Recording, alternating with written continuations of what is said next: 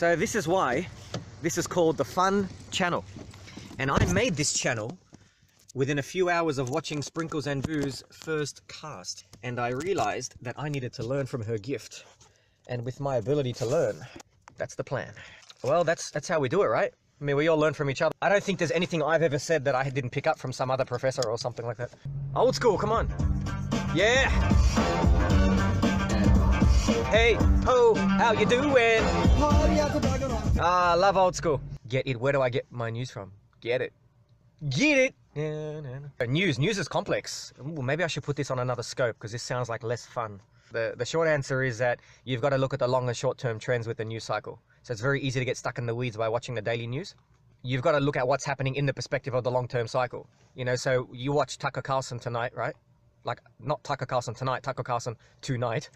For example, today he had two Democrats on, and they were both abusing the hell out of him because of his view on the outcome of what Comey was doing versus what they were saying.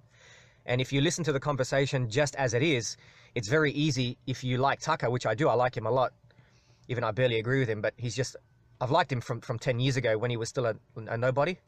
So it's really good to see a nobody rise up and become something, right?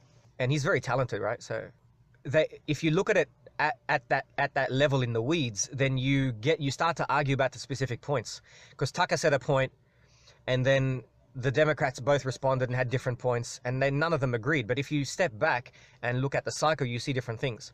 So number one, the truth navigates throughout the fourth dimension in a snake pattern. So the truth shifts left and right. So there are periods of time like the 90s and the 2000s, you know, we on the left were pretty much more perhaps in sync with what was going on. But clearly, as we can all see, after, you know, probably like 2009, 10, when the fake left took over, then sort of us liberals got left nowhere, and conservatives have taken up the baton. But they haven't taken it up because they're already smarter, but it's because the truth shifts across, as I said, in the fourth dimension. So if you look at it from that perspective, then it's easier to see that the Democrats on tonight's show with Tucker were actually way off base. You realize that what they were talking about had nothing to do with what Tucker was talking about, right? This is a short answer. Can't help me. Their points themselves weren't wrong, and that's where you get fights, because they're fighting for their points, but they're arguing that look at what Trump did, the way he fired Comey. The thing is, they're right. They're right that the way Trump fired Comey looks sus. But if you realize where we are in history, at this point in history, we're now in the counter-revolution stage, and this happens all the time. Because we're in the counter-revolution stage, it makes more sense to take Tucker's subject focus at this point and realize that that's where the world is moving at the moment. And that's it. So that's what I mean about how to interpret the news, how to look at facts and data instead of getting caught up in the weeds. We see that a lot in maths class, right? I was in my last class at uni, and there was this guy in the class who wouldn't shut his mouth, and he had to make a comma on every point. And the thing is, he was actually right, but in the context of being in the class, it doesn't help us because we're trying to go there and he's talking about something over here. And I'm like, shut your effing mouth, man. Seriously, just go home. Yeah, that's about the news. So where else? I get my news from everywhere, as many places as possible, long and short term. So the short term ones are easy. Short term, you go to Twitter, you go to Facebook, you subscribe to groups that are deliberately ideologically different to you, right? Like Geert Wilders, you know, you guys might love him and I respect your opinion, but I deliberately subscribe to them because within every nut is a truth, right? You know how sometimes you got to crack the walnut and you get the actual nut inside, the goodness. So it's the same. Geert Wilders, you know, he is dead on. After a terrorist attack, he's dead on. But then, of course, he will slide back into wanting to ban every single person in the world. And the other thing I do is I read long-term trends. It's like the gas that runs a car. Bingo. That's exactly right. So you can't just learn about the car from looking at the gas or the steering wheel. You also got to look at the road, right? So you know how, for example, in Australia, a lot of people make fun of American cars. So I'm driving an American car, right? And it looks really dumb in Australia but Americans have really, really big roads compared to, I think, every country I've been to. And so their cars fit, like, you know, the big FJ Utes and all that. In Australia, people hate this car that I'm driving because it's like the size of two cars.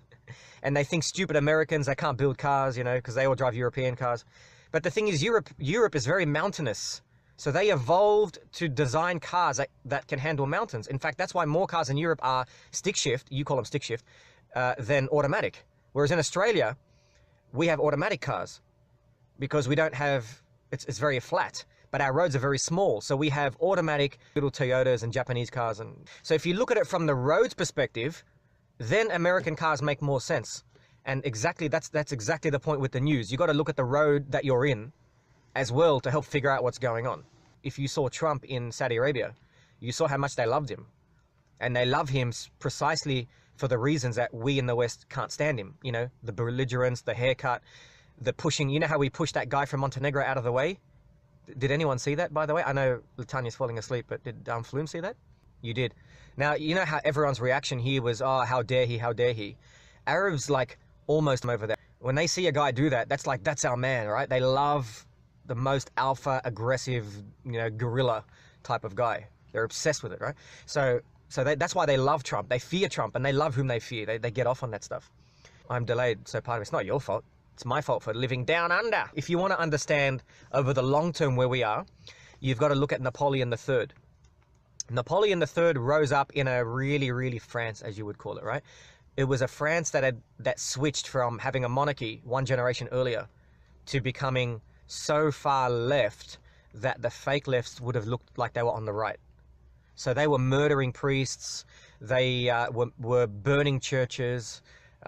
Like, it's nothing. What's happening now is nothing. So Napoleon III rose up in that society, and he ended up taking over the country and then pushing it back to the right. So he was the Trump of the 1800s. And so it's important to read Napoleon III's life. And if you want to just do a quick one, I'd go to Wikipedia and just read Napoleon III. And if you see that and then go back and watch Tucker, then it makes more sense because you can see what path we're on. And I know it's a very long answer, but that's how you got to look at it.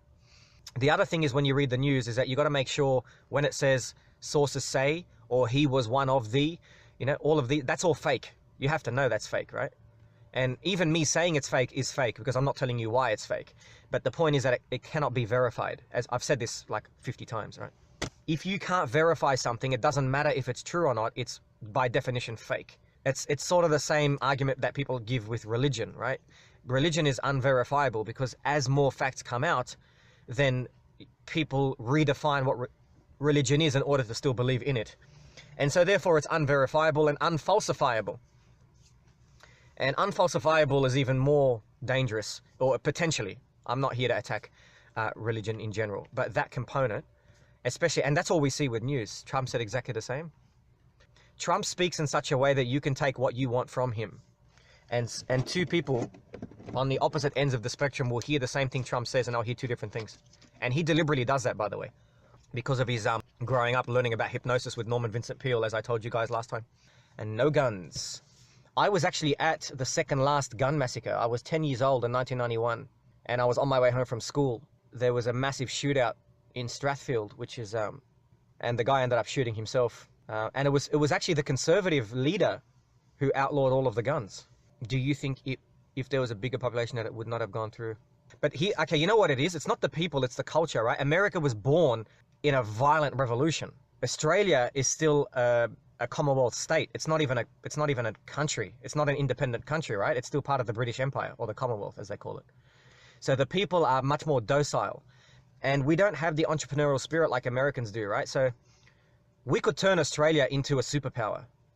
Like, it's the same size as America. It's got more natural resources than America, right? It's got, like, it's in the perfect part of the world, like in terms of borders. It's got no countries near it. You know, it could be turned into a superpower, right? We get more sunlight on Australian soil in one day than you need to power all of Europe for 1 year. And I'll give you an example. In Sydney is one of the colder cities in Australia. And even it's around the third coldest major city, right? So Tasmania, Hobart, Tasmania is the coldest, followed by Melbourne and Canberra. Canberra's not really a city, it's a freaking suburb. So Melbourne, Canberra are second coldest. Tasmania and Hobart is the coldest, because it's towards Antarctica. And then Sydney's the next coldest, right? But this is winter in Sydney. Winter in Sydney is like Florida, right? So we're still warm. Like during the day, it's like 80 degrees in the winter, right? But the rest of Australia, which is most of Australia is north of Sydney, right? And that stuff in the winter is like 100 degrees, right? It's like boiling hot. And that's in the winter. In the summer, it hits like 150 and stuff. But, you know, we're so retarded with solar power. You know, and what do Australians do? They ship off our natural resources. So we're just getting raped and pillaged, you know? And now we've got Pauline Hanson. Ooh. So two things you want to look up. One you want to look up is Napoleon III. And the other one you want to look up is Pauline Hanson. So we are in the middle of the rise, again, of the counter-revolution. And Pauline Hanson is leading that. So 20 years ago, she came up and said, screw foreigners, screw everybody, screw the Chinese, I want Australia first. 20 years ago. But back then, you know, the right had no power. And so she got slaughtered, right? And the media destroyed her. Hardly know anything about Brexit. Brexit, it's a bit messed up in the sense that you've got, within the UK, you've got the Scottish and the Irish and the Welsh, and then you've got the English. So the English invaded the UK. The UK used to be all Celtic. Well, it's the pros and cons, it depends upon who you are. So if you're from the working class, then Brexit was good for you. If you're from the elite class, which is all of the fake left, then you're going to hate Brexit, right? Because the EU is better for people who have money. But if you're a working class person, you're screwed because of the open borders. All of these people from outside of, you know, the wealthy countries were coming in. So people from Romania or whatever, and they might be good people. Just, you know, I mean, my parents came from Eastern Europe / Lebanon, so I understand, right? But you know, they came in and were working for like half the price of the workers. Like, I'm pro-worker number one, so therefore I was going to be pro-Brexit. Because to me, it's disgusting that the elites have come to the point where they just, like, they were pissing the worker in their face. They weren't even hiding it anymore, right? It's not about do you want it to happen or not. It was going to happen. Whether you'd like it or not, it was going to you were going to have a counter-revolution. This happens throughout history. This was Napoleon III, right? Nigel Farage is Napoleon III. If you watch Napoleon III, you'll see what I mean. Over the long term, I don't know the short term, but the long term, I predict Nigel Farage will come back and become Prime Minister of the UK. I reckon he would win in a landslide. Not now. A few more terrorist attacks and the inability for the UK to leave Brexit, because they've voted to leave, but they haven't left. And they're doing a bad job of it because Theresa May is actually anti-Brexit, even though she is leading the Brexit exit. So that's how messed up it is, right? Can you imagine? That's like, you know, imagine you leaving your girlfriend with some horny guy next door, and he'll be like, no worries, I'll look after her for you, right? That's what's happened with Brexit now. So the other problem we have with Brexit is the actual long-term. So this is where the long-term comes in. The long-term is that the English, right, invaded England. That used to be all Celtic. And the Scottish, the Irish, and the Welsh were all the native Celts. So they have never forgotten what the English did, right? And the English, basically, they invaded. So they are the invaders. And they made their own society, and which has dominated ever since, right? So their existence is sort of offensive in a way to Scottish and Irish. And that's why they make fun of the English, right? You don't forget that stuff. Doesn't matter when it happened. They got taken over by the English, right? Who came from Germany. The Angles and the Saxons, that's why we get Anglo-Saxon, that's why we get English. Before that, it was all Celt. And in fact, they spoke an old ancient form of Gaelic, and they still speak it. They speak modern Gaelic, but it's dying out, right? So the Scottish, the Welsh, the Irish, they all have their own version of Gaelic. And that was the native language of the British Isles. And they're the ones who created Stonehenge. Have you heard of Stonehenge? Beautiful. Yeah, so the ancient Celts were the ones who invented...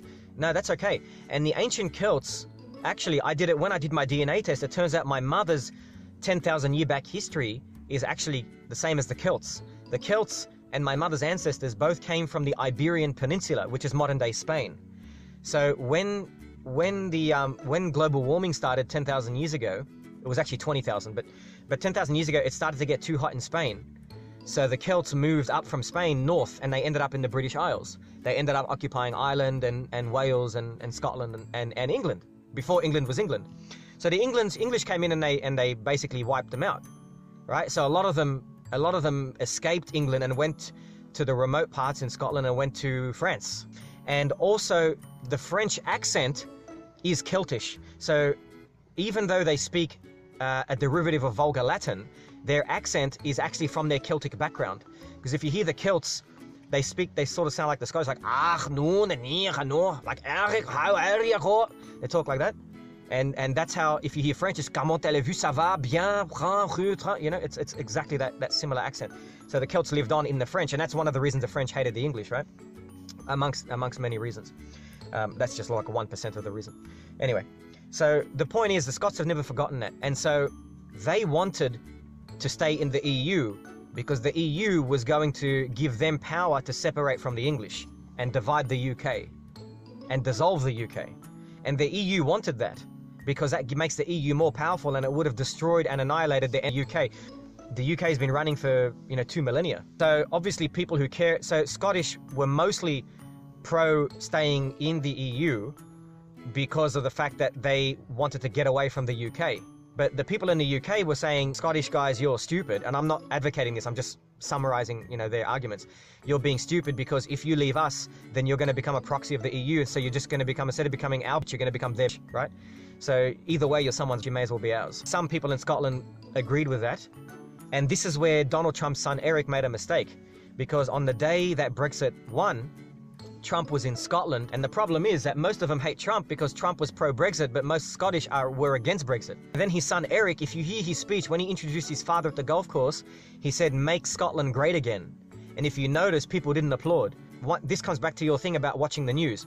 Who noticed that? Who knew the history? Who put it together? I'm so weird that the way I look at things allowed me to see that combination of stuff.